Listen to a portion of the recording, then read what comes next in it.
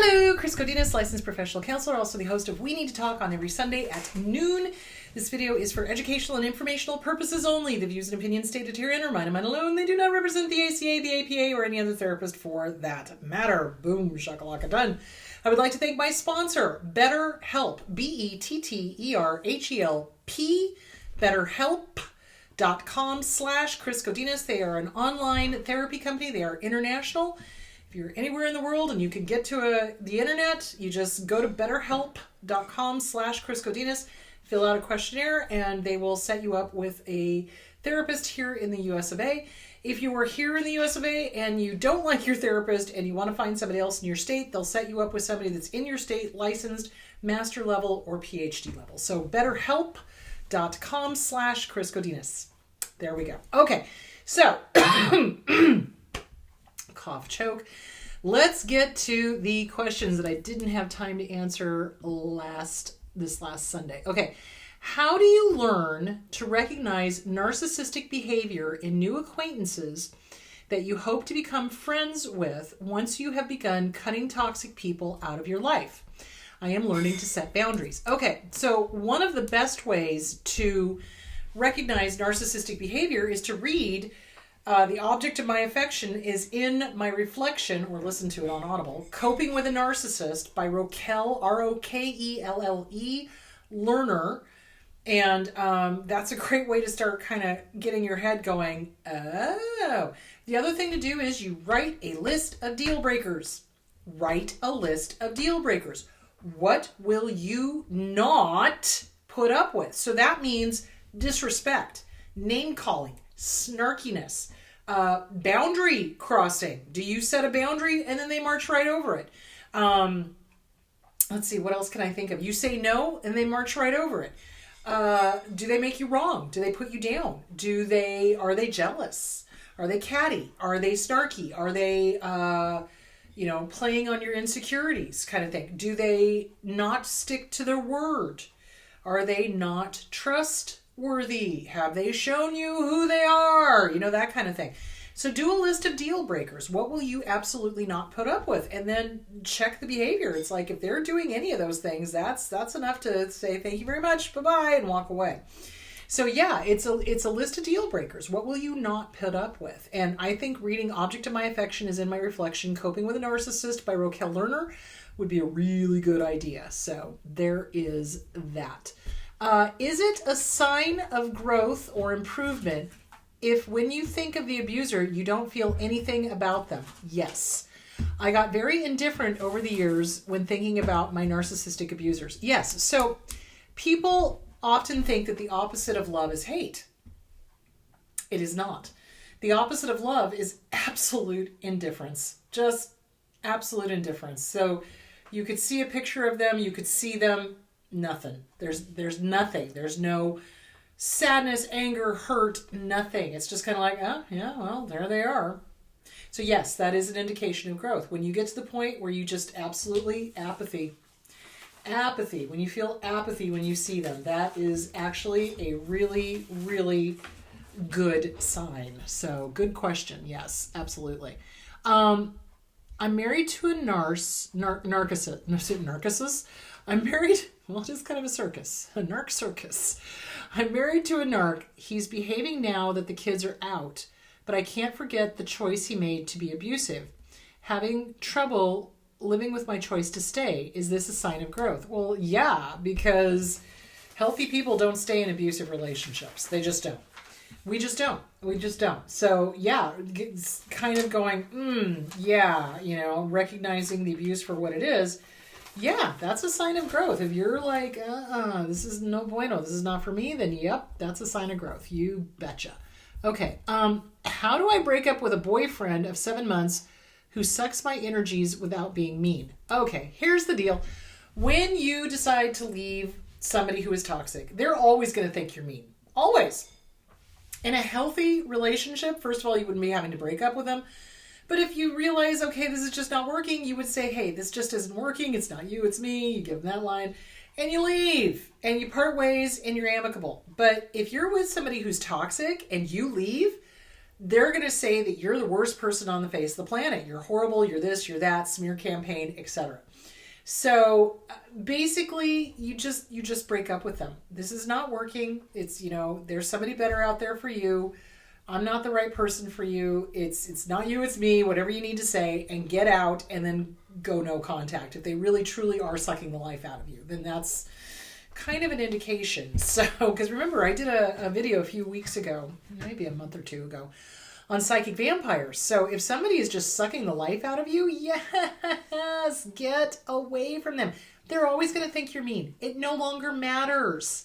So if you end it and you're like, this isn't working, we need to break up, and they're going to do the one of two things. They either do the whole baby, I'll change, please don't leave me, breaking into 1,000 tears, or they get pissed. One of the two. And no matter which way they do, you stick to your guns and you leave. So trust your gut, absolutely. Okay, those are those questions. Let's get over to the other questions that I've got. How do I learn to take criticism better? Okay, that's a great question. And that's actually been coming up for a lot of my clients this week. So when we have been raised by narcissists, abusers, they love to criticize. That's where do you think we got our inner critic from? Where do you think we got our outer critic from? So they criticize, mean, nasty, pick, always, we never do anything right. So when we come out of a family of origin like that, or we come out of a romantic relationship like that, of course we are going to be very hypersensitive to criticism. Now, there are two forms of criticism. There is constructive criticism that, guides you and says, hey, there's a better way of doing things. Then there is destructive criticism. Destructive criticism is a personal attack. That's why we don't handle it well, because they're like, you guns, okay? So when somebody whips out the you guns, you're this, you're that, you're wrong, that's a personal attack. That's not constructive criticism. That's a personal attack. And what they'll do is they'll hide it one of two ways. They'll either be like, oh, I was just giving you some constructive criticism. No, you weren't. You were doing a personal attack. Or they'll be like, oh, I was just kidding. That's how they hide their little nastiness. So constructive criticism is where somebody says, hey, I see you're doing it this way. Can I show you a better way of doing it? Or can I show you what I've learned works for me? That kind of thing. It's help me help you, that kind of thing. Destructive criticism marches in with the you guns. You did this, you did that, you're wrong, you're bad, you're this, you're that, that whole thing. So basically it's discerning. Is the criticism actually helpful? Is it showing you a different way of doing things? Or is it destructive and they're personally attacking you? And with borderline, that's kind of hard for us to understand or differentiate because everything feels like a personal attack. So you have to really be very discerning. It's like, are they trying to help me, or are they just saying this just to be nasty? And usually you can tell. So anyway, constructive criticism, destructive criticism. Constructive criticism comes from a place of love. Destructive criticism comes from a place of, let me put myself above you, let me make you wrong so I can feel better about myself, that whole thing. That's not love. So that's kind of the way to start discerning. Is this person trying to help you, or are they just being jerks? And you got to start kind of figuring out, is this constructive criticism or is this destructive criticism? If it's destructive criticism, consider the source, tell them to go away, you don't want their opinion. If it's constructive and they're trying to help you, okay, well, let's take a listen and see how that can help you, or if it can help you. It's basically its intention. Where are they coming from? Are they coming from a place of truly wanting to help, or are they coming from a place of, I need to put you down so I feel one up? So there is that. Okay, let's get rid of that question. Okay. My abuser has traits of all of the cluster Bs. What does that mean? Well, if they have traits of all of the cluster Bs, remember, all of the abusers come from the cluster Bs. They generally are not in the cluster As or the cluster Cs. So it can be comorbid. They can be narcissistic and borderline. They can be histrionic and narcissist. They can be, it's like antisocial and narcissistic. They can be antisocial and borderline. They can be, it can be a combination. Or it could be borderline personality disorder, because it tends to have traits of all major personality disorders coupled with psychotic thinking when they get further down the line. So if there's traits of, and they've got traits of all of them, that's a really good clue for you to distance yourself, because by the time they get down to the point where they're expressing all the traits of all the different personality disorders, they're either comorbid or they're well on their way to malignancy. So yeah, you don't need that. And you can't fix that. Only they can. DBT therapy, dialectic behavioral therapy, that is the only known modality that works with personality disorders. Now, does it work with narcissism? No, because narcissists don't want to change. So, but with borderline personality disorder, yeah, if they're willing to get help, there's a shot. So there's that. But don't stick around. If they're abusing you, don't stick around. Leave. So there that is. Okay, let's get rid of that one. Sorry, my allergies are driving me crazy today. How do we change the legal system? Oh, well, aside from waving a magic wand, you change the legal system by involving yourself in politics, basically. Writing letters, getting yourself elected to local things, writing letters to senators, writing letters to, because they're the ones that make the laws. So getting yourself involved in politics, that's really the best way to become an activist, become vocal. Stop being afraid of pointing out the pink elephant taking a dump in the corner of the living room. The pink elephant is, the reality is, the family court system is irrevocably broken and it needs to be reformed completely. And it's just like how I keep saying, they need to send social workers out on domestic violence calls, because police don't understand mental health issues, but social workers generally do. So, the whole system needs to be completely changed. And the only way to do that is activism. The only way to do that is to start writing letters, start being vocal, start, a blog, a vlog, get a community, get people together, and start working on it that way. That is the only way it's going to change. It's not just going to suddenly one night or one day, all of the senators or all of the lawmakers will get together and go, oh my God, we've been completely idiots when it comes to the family court system. No, they're not going to do that. The only way they'll figure out that they've been idiots is that you have to tell them. And you have to let them know what needs to be changed and how you want to see it changed.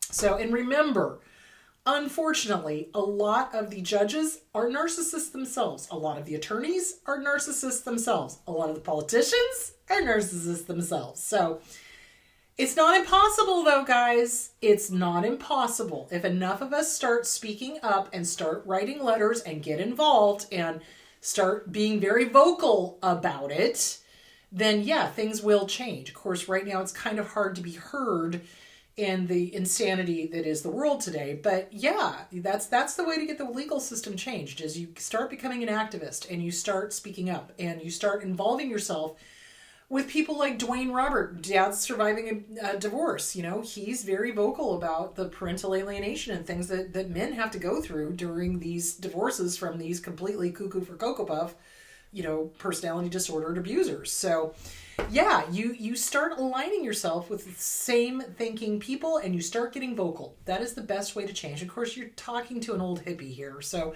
yeah, that is the way to do it. So there you go. Hope that helps. All right. And don't ever stop and don't ever be afraid, because I'll tell you something.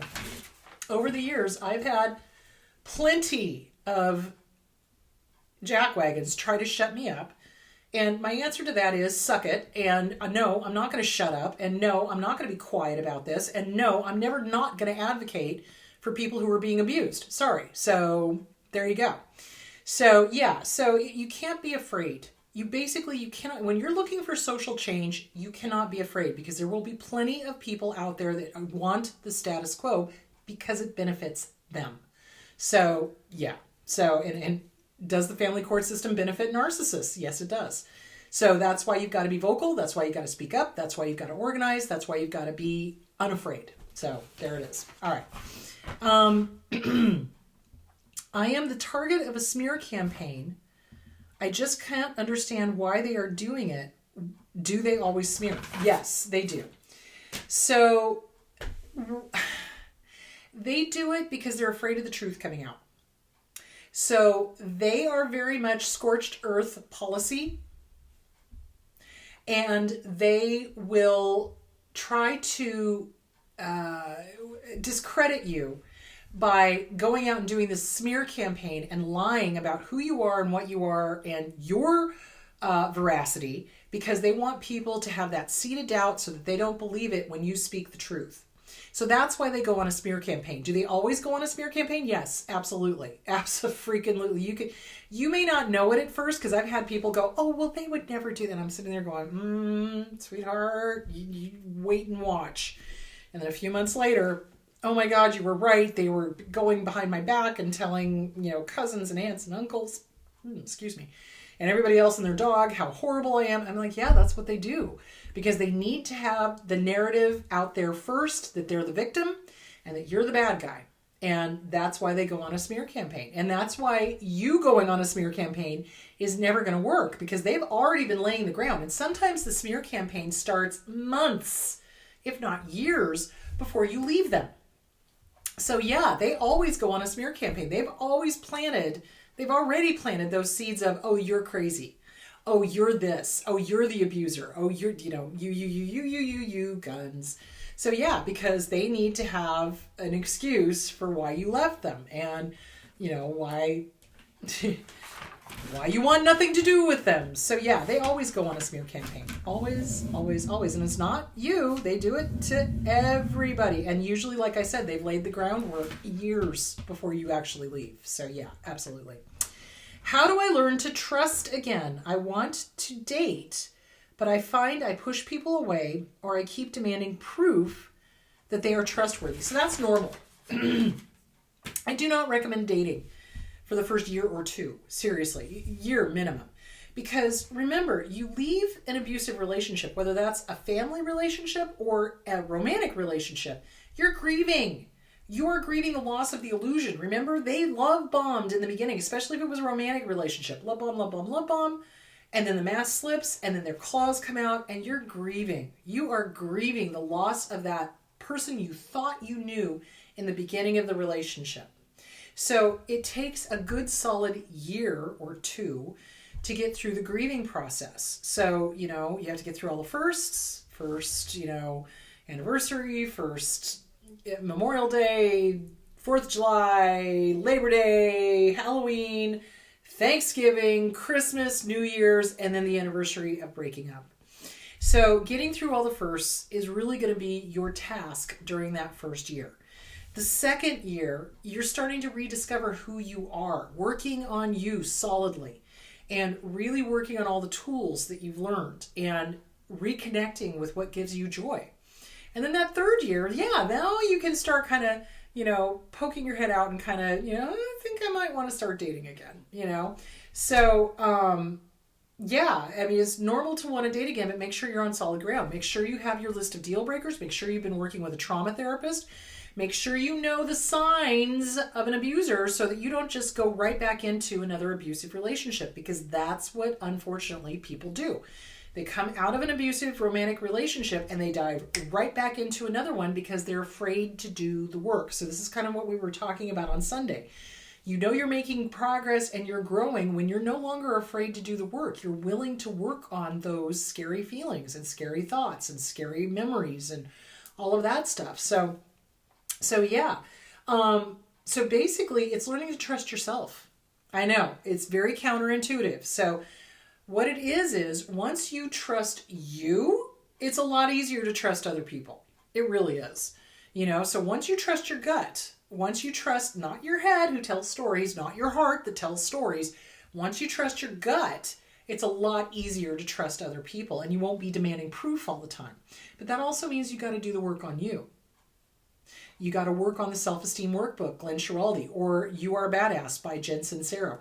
You've got to work on Boundaries, The Disease to Please by Harriet Breaker, or Codependent No More, Melanie Beattie, Beyond Codependent No More, Melanie Beattie, or books by PM Melody. You got to work on recognizing the signs. So Object of My Affection is in my reflection, Coping with a Narcissist by Raquel Lerner. So, working on your own CPTSD from Surviving to Thriving by Pete Walker. Do the work. Know yourself. Know yourself. Once you know yourself, nobody can march in and try to tell you. Trust me, I have had narcissists come on this channel and try to tell me who I am. And at that point I go, report, delete. We're done. I know who I am. Thank you. I don't need you to mansplain it to me.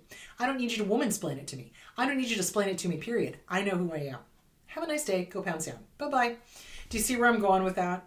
So you got to know yourself. You got to know yourself. So that means do the work. Work on yourself. And that is how you will learn to trust, because you'll trust yourself. You'll trust your gut. The gut is a simple yes or no answer to a yes or no question. There's no story involved. It's instinct.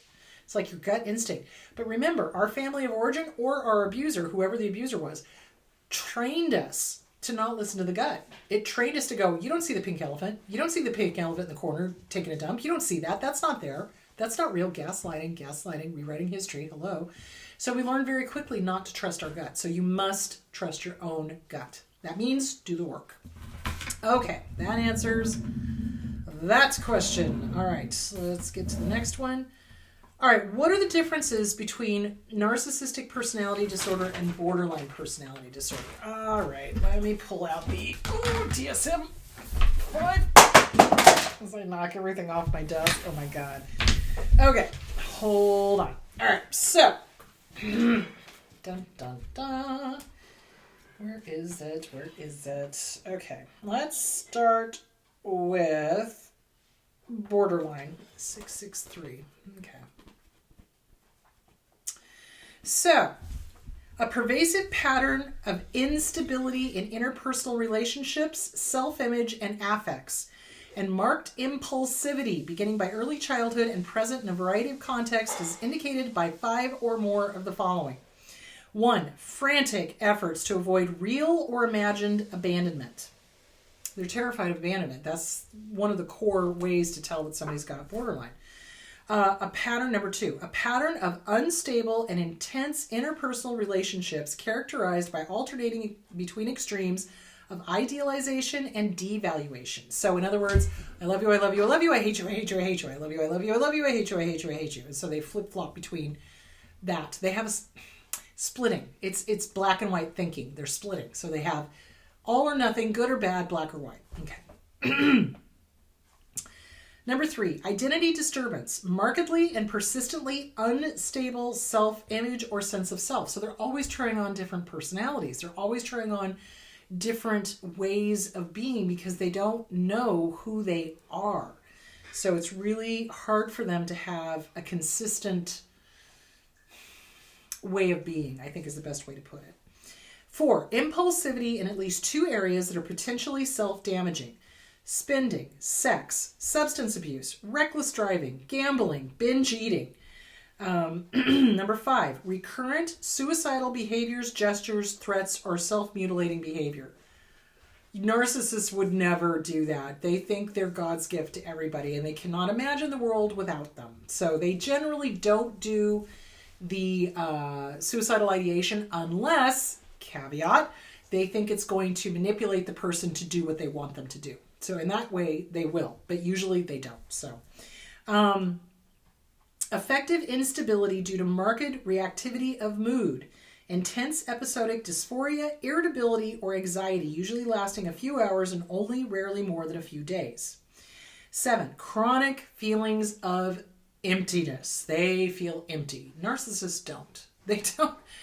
They never contemplate the world. They never contemplate themselves. They don't think about how they're feeling because they don't. So, they don't ever do that. 8, inappropriate, intense anger or difficulty controlling anger, frequent displays of temper, constant anger, and recurrent physical fights. Number 9, transient stress-related paranoid ideation or severe dissociative symptoms. Okay, so that's borderline. Now let's take a look at narcissistic. A pervasive pattern of grandiosity in fantasy or behavior, the need for admiration, lack of empathy, they do not feel, beginning by early adulthood and present in a variety of contexts, as indicated by 5 or more of the following. 1. Has a grandiose sense of self-importance, exaggerates achievements and talents, and expects to be recognized as superior without commensurate achievements. 2. Is preoccupied with fantasies of unlimited success, power, brilliance, beauty, or ideal love. 3. Believes that he or she is special and unique and can only be understood by or should associate with other special or high-status people or institutions. 4. Requires excessive admiration. Like, you have to reassure them minutely, seriously. 5. Has a sense of entitlement, has a feeling of unreasonable expectations of especially favorable treatment or automatic compliance with his or her expectations. So in other words, they say jump, they expect you to say how high, and if you don't, boy, howdy, you're in a world of hurt. 6. Is interpersonally exploitive, takes advantage of others to achieve his or her own ends. 7. Lacks empathy, is unwilling to recognize or identify with the feelings and needs of others. 8. Is often envious of others or believes that others are envious of him or her. 9. Shows arrogant, haughty behaviors and attitudes.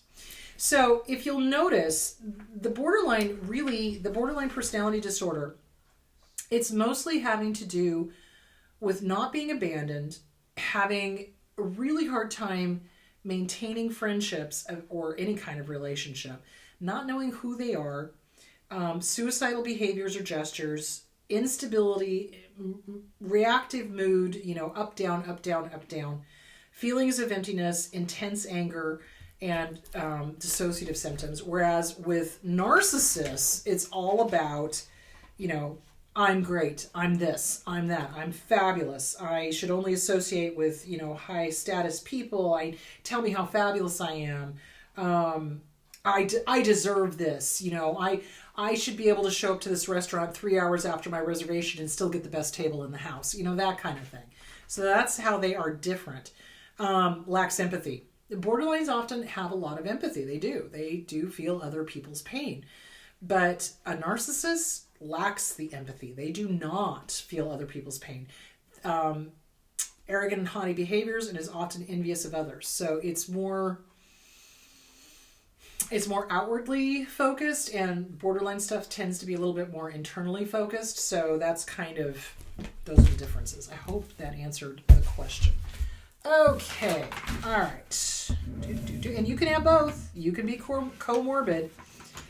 Okay. Do all types of abusers do love bombing? Yeah, pretty much. That's because it's a tried and true way to get a target of abuse to, buy into your BS.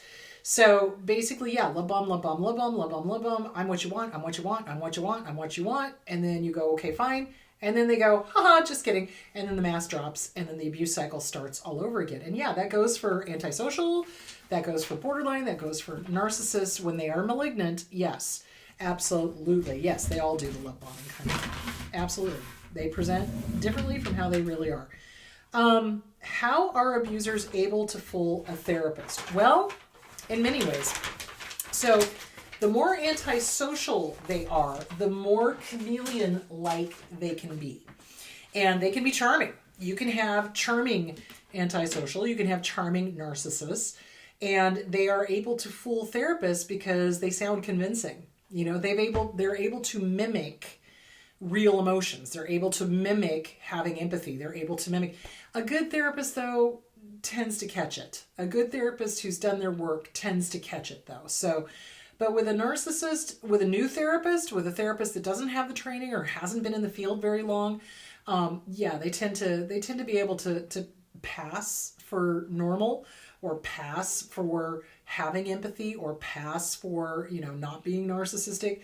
They're very charming. They're very, you can just kind of tell. So that's how they're able to fool them. And they look for therapists that don't have a lot of experience. That is something that they do. And especially when they're in a relationship, they look for couples therapists that don't have the experience because they want to be able to pull the wool over the therapist's eyes. And so they try to get somebody who's fresh out of school or somebody who's never had any training in this. So that's how they do it, guys. All right, my loves. So that's all the questions for today.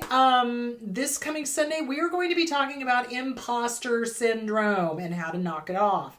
So when we come out of an abusive relationship, we start questioning ourselves and we start, not trusting ourselves and not believing in ourselves and not realizing how awesome we really are. And so we start feeling like a fake. And so we're going to talk about why that happens and then how to make it stop. So we're going to do that. All right, my loves. So I will talk to you on Sunday and we will be discussing imposter syndrome. Talk to you soon. Bye.